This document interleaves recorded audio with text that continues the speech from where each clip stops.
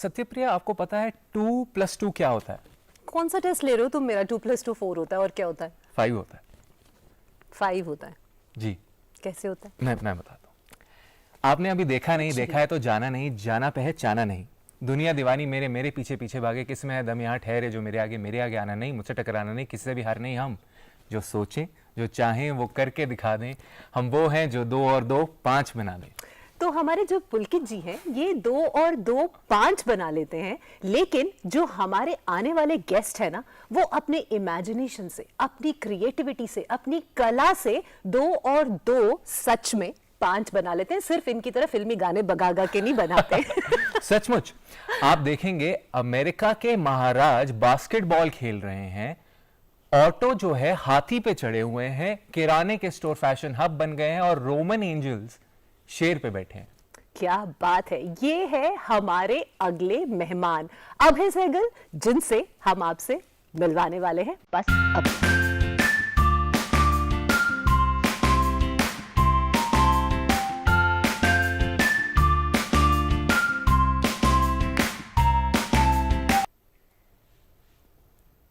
अब है DD morning show पे बहुत बहुत स्वागत है आपका। बहुत अच्छा लग रहा है कि आज आप यहाँ पर हैं। बिल्कुल अभय, और मैं सबसे पहले आपसे जानना चाहता हूं, आप सोचते कैसे हैं ये सब? कैसे आपके दिमाग में इतना कुछ इमेजिनेशन 2+2 5 बनाने वाला आ जाता है? Thank you for having me. Art मेरे लिए एक पर्सनल डायरी जैसा है, तो it's like a second personality which I have never shown it to anyone, मगर वो अपने आप आ जाता है। तो whatever you perceive in life, जो भी तुम ऑब्जर्व करते हो लाइफ में, उसको एक विजुअल मीडियम की तरीके से, पेंटिंग्स की तरीके से उसमें डाला जाता है। तो आप अपनी पर्सनालिटी को डालते हैं आर्ट में? पर्सनालिटी, ऑब्जर्वेशन, तुम क्या सोचते हो, दुनिया कैसे चलती है, बहुत सारी चीज़ें एक मिक्स में आती हैं, तब जाके उसे सरियलिज्म कह सकते हो। एंड आप आए कैसे आर्ट में? मैं शुरू से ही आर्ट करता था, मगर तब बोर्डिंग स्कूल में एकदम जैसे हॉबी की तरह करता था। मगर कॉलेज में मुझे लगा कि the only thing which drives me is creativity. तो मेरे को ऐसा नहीं लगा था कि मैं फुल टाइम आर्टिस्ट ही बनूंगा, बट मुझे लगा कुछ क्रिएटिव बिजनेस में करूंगा। एंड मैंने बैचलर ऑफ फाइन आर्ट्स किया, थिंकिंग कि maybe I do something related to creative agency और ऐसा कुछ। बट कोविड जब आया तब मैं ज़्यादा I got dissolved into my own style of work, and then I started thinking कि you know I should enjoy जो मैं कर रहा हूँ rather than doing it for someone। तो वहाँ से I was like कि एक बार शॉट मारते हैं, देखते हैं फिर क्या बनता है, and that's how my journey started। अब 5 साल हो गए हैं प्रोफेशनली काम किए हुए, and yeah। पर इस 5 सालों में अगर हम आपकी जर्नी को देखें, आपके बॉडी ऑफ वर्क के साथ साथ आपकी जो जर्नी रही है वो भी बढ़ती जा रही है। आपके सोशल मीडिया पे बहुत सारे फॉलोअर्स हैं, और सिर्फ वही नहीं, न जाने कितने सारे सेलिब्रिटीज हैं जो आपके आर्ट से इतने इन्फ्लुएंस हैं कि उन्होंने आपको बुलाया है। चाहे हम रणबीर कपूर की बात करें, मैंने सुना है कि आप उनके लिए एक टी शर्ट भी डिजाइन कर रहे हैं। नहीं, मैं उनके लिए 2 पेंटिंग्स बना रहा हूँ। अच्छा। for his new house। Oh okay, wow. But yeah, I didn't expect it to happen, मगर हो गया। अच्छा, लेकिन जब किसी सेलिब्रिटी के लिए कुछ डिजाइन करते हैं, चाहे उनके लिए क्योंकि आपका अपना एक आउटफिट का एक ब्रांड भी है, कोड ब्राउन, राइट? उसके अलावा आप इंस्टॉलेशंस भी बनाते हैं, आप पेंटिंग्स बनाते हैं। तो जब किसी सेलिब्रिटी के लिए आप कुछ डिजाइन करते हैं, मान लीजिए हम रणबीर कपूर की बात करते हैं, तो what do you keep in mind उनके पर्सोना को या उनके घर के वाइब्स को? किस तरह से क्या चीजें होती हैं जब आप कुछ बनाना शुरू करते हैं? आई थिंक यूजुअली जब एक क्रिएटर दूसरे क्रिएटर को बोलता है कि कुछ करो, हाँ, तो वो हमेशा चाहता है कि तुम अपना स्टाइल करो, जो करना चाहते हो। वो तुम्हें एक ओवरऑल थीम दे देते हैं कि हाँ मुझे सिनेमा पसंद है, तो सिनेमा पे कुछ बना दो। अच्छा। तो ऐसा कुछ अगर थीम मिलता है, then they give you that creative freedom कि you do your thing. And I think in any creative business, the more you respect the other person's talent or the way he does things, Right. the better the execution is. And I think that's what happens whenever some celebrity or any other person comes up to me and gives me that bandwidth कि चलो तुम बनाओ जो तुम्हारा मन कर रहा है इस थीम पे, तब नहीं मजा आता है। अच्छा, एक बात बताइए, you are a surreal artist, right? Yeah. So ऐसा नहीं है कि मुझे ऐसा लगता है कि ठीक है, अगर आप एक मान लीजिए आप मुझे देख रहे हैं तो बिल्कुल आप मुझे ऐसे का ऐसा पेंट करेंगे जैसे कि मैं दिख रही हूँ, राइट? तो सर्रियलिज्म इज स्लाइटली डिफरेंट और very different, let's call it that way. तो ऐसे में when you start piece of work. So you have an idea. So does that idea also evolve as you're working on your subject, or do you just go with what you had initially conceived? Of course it does. I mean, I think before even painting, I illustrate my works just to be sure of what I'm making. But by the time I'm conceptualizing, I think each and every step, each and every day, the moment you get back to making what you were, it keeps on changing. It is like a never-ending thing. And You know? कितना time लग जाता है, कितना बड़ा piece आपने बनाया है, कितना टाइम लगता है उसे बनाने में? अभी लेटेस्ट बनाया था एक 11 बाय 10 फीट का एक कैनवस बनाया था for a restaurant in Chicago. उसको लगा था 30-40 डेज. 30-40 डेज. हाँ, बट या. एंड आगे क्या विजन है आपका with the kind of speed you are growing with in 1 year? He has grown so well. इन्होंने अपना अपैरल स्टार्ट किया है, इन्होंने अपने पेंटिंग्स को ग्रो किया है. There are so many celebrities who are approaching him. आगे क्या विजन देते हैं आप?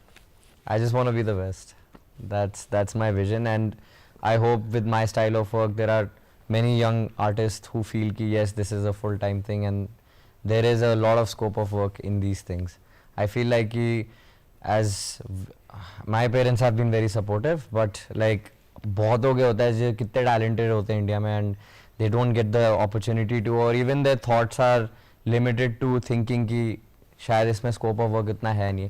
तो I hope I can set that example और set that bar so high that everyone who even wants to do something creative doesn't hesitate कि इसमें कुछ स्कोप नहीं है. तो जो इंडिपेंडेंट आर्टिस्ट हैं उन लोगों के लिए क्या चैलेंजेस हैं अभय? और अगर आप अपनी ही जर्नी को देखें पिछले 5 साल में जब आपने शुरू किया, क्या क्या किस तरह के चैलेंजेस रहे और कैसे आपने ओवरकम किए? मतलब ऐसा तो नहीं है ना कि बिल्कुल इम्पॉसिबल है. आपको देख के तो हम ये बता ही सकते हैं it's not impossible. It is not impossible, and the challenges I think starting में हर एक जब आर्टिस्ट स्टार्ट करता है उसको होता है कि मेरा काम गैलरी में लगेगा तो सब हो जाएगा. But I think there are more things than just that. One of them is ki once you develop your style of work, that is how you will stand out. And whenever you feel ki mera it is not good enough या काम उतना अच्छा नहीं है, तो you just have to put yourself out, no matter what the situation is or the circumstances. I think these are the two small things that happen quite often with someone who's trying to start their career. And I always tell anyone जब मेरे से कोई पूछता है कि तुम क्या कर रहे हो कि फुल टाइम बन गए, या कैसे हो रहा है, तो मैं उसे बोलता हूँ कि like if I have to offer something to the table, even if we both have to offer the same thing, I'll make sure my stands out because it will have my own style of work on it. So I think it's about how you offer your style of work to the world and how they perceive it, than just making what is already existing in the world. अमूमन ऐसा होता है ना कि जब कोई artist कहते हैं कि भाई मैं आर्टिस्ट हूँ, तो लोग कहते हैं अच्छा आर्टिस्ट हो लेकिन काम क्या करते हो? लेकिन आप जैसे जो एग्जांपल्स हैं ये लोगों को इंस्पायर करते हैं कि भाई हमें भी अभय जैसा बनना है. अच्छा, वो पहली पेंटिंग याद है जो बिकी थी? कैसा लग रहा था जब कोई आया था खरीदने के लिए? हाँ जी, मतलब तब मैं साइड जॉब करता था as an art sales person. अच्छा. तो And where was this? This was in this India or was was in it in Miami. Chicago? वहाँ मैंने 1 ईयर जॉब किया था. हाँ. तो आई थिंक इट वाज बहुत रैंडम था. तब एकदम से कोई गैलरी में एंटर किया था and I was having a conversation with them to sell the artist who are being exhibiting. मगर बातों बातों में like we got along quite a bit and मैंने उसको अपने बारे में बताया कि मेरे ऐसे ड्रीम्स हैं कि you know I want to do this. And he told me one thing कि he bought my work immediately and he said कि तुझे हमेशा याद रहेगा ये. और शायद आई होप ये तुझे इनकरेज करेगी, तू you keep chasing that. Wow. तो अभी कांटेक्ट में है उनसे? कभी बात होती है? नहीं. नहीं होती, वो ऐसे आए इधर चले गए. बट मैं अभी बैंगलोर गया था एग्जीबिशन के लिए और वहाँ पे एक कॉलेज स्टूडेंट थी, वो भी मेरे पास आई और कह रही थी कि I love your work and you know how can I start out ये वो. And she had this notebook जिसमें उसने लाइव ड्राइंग्स बनाई थी 3-4. तो मैंने भी एक पिक कर ली. अरे वाह. I was like you tell me your price, Wow. I will pick it up. Then I told her the same thing. I don't know why I said it, मगर मुझे ऐसा लगा कि वो जो इन मेरे को पुश आया था, मे बी मुझे भी देना How चाहिए किसी को. wonderful. There's this movie called Pay Forward, है ना? You always pay it forward, and Yeah. that is how the world works, है ना? Yeah, exactly. So beautiful. ऐसे कोई म्यूजियम्स हैं या ऐसी कोई आर्ट गैलरीज हैं जो आप एस्पायर करते हैं कि यहाँ पे मेरा काम जाना चाहिए? जब मैं कॉलेज में था, Metropolitan Museum of Art MoMA New York में जो है, वहाँ पे तो मेरा मतलब बकेट लिस्ट में है। एंड जब मैं वापस इंडिया मूव किया, I got to know the market even more and how galleries work. तो Kiran Nadar was one of the one that I really aspire to be in someday, one day actually. Elle में आपको feature किया गया, Prada ने आपके काम को लिया है और इतना सब कुछ हो रहा है। हाउ डज इट फील यार, 5 साल में मेरी जर्नी कहाँ की कहाँ पहुंच गई? कभी ऐसा लगता है कि ये सब कुछ भी सरियल है? काम की तरह रिफ्लेक्ट करते हुए डेफिनेटली कभी कभार तुम अपने ड्रीम्स में इतने बिजी हो जाते हो कि तुम रिफ्लेक्ट ही नहीं कर पाते कि कितना दूर आए हो तुम। और कभी कभार रिफ्लेक्ट करके लगता है कि हाँ काफ़ी है, बट अभी तो ऐसा लगता है कि अभी स्टार्ट ही कर रहा हूँ। तो अभी तो कुछ भी नहीं हुआ, अभी तो वार्म अप कर रहे हैं, अभी आगे बहुत आगे जाना है। अच्छा, एक आर्टिस्ट के दिमाग में ना ऐसी कौन सी खास बात होती है कि जो हम आम लोग हैं वो देख नहीं पाते, वो आप देख लेते हो? मैंने एक आपका इंस्टा का रील देखा था जिसमें एक कार्पेट है, हम तो सिर्फ एक कार्पेट के डिजाइन को देखते हैं, आपने न जाने उसके ऊपर और कितने सारे लेयर्स इमेजिन कर लिए। एक बहुत खूबसूरत सी वुमन है जिसने एक व्हील पहना हुआ है बड़े इंट्रिकेट पैटर्न्स के साथ, और न जाने क्या क्या चल रहा है। आप नाई की दुकान पर एक फैशन फोटो शूट कर लेते हैं, ऐसे कैसे सोच लेते हैं यार? हमको तो सिर्फ नाई की दुकान में नाई दिखता है। मेरे को लगता है आर्टिस्ट वो होता है जो हर चीज में एक आइडिया ढूंढ लेता है, या फिर अगर किसी चीज को भी किस डिफरेंट नजरिए से देखना है, उसमें एक आर्टिस्ट्री होती है। और कारपेट के रिगार्डिंग मेरे को ना हमेशा से कारपेट हमेशा बहुत इंटरेस्टिंग लगते थे। मुझे ऐसा लगता था कि ये कितनी कितनी बढ़िया हैंडीक्राफ्ट चीज़ है जिसको like history has given us, and मेरे को कुछ करना था इसमें और मेरे को समझ नहीं आ रहा था मैं क्या करूँ।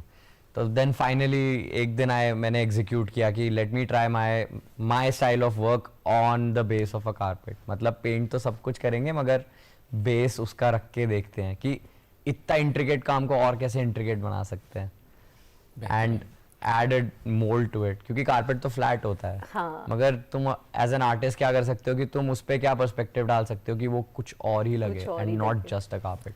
क्या बात है। तो आपका जो काम है, हमारी शुभकामनाएं हैं, हमारी बेस्ट विशेस हैं कि दिन ब दिन आप, वो कहते हैं ना कि रात दुनी और सुबह प्रगति चौगुनी करते रहे प्रगति करते रहे।